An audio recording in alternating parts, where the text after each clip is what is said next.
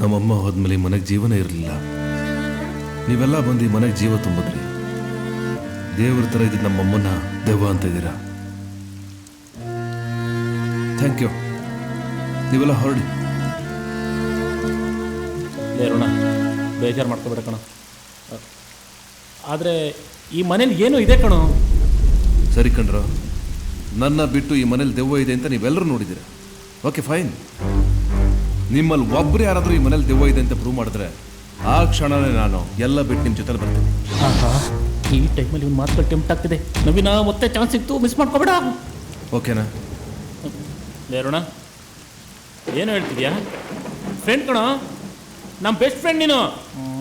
ನೋಡ, ನಿಂಗೆ ಇಲ್ಲಿ ದೆವ್ವ ಐತೆ ಅಂತ ಪ್ರೂವ್ ಮಾಡೇ ಮಾಡ್ತೀನಿ.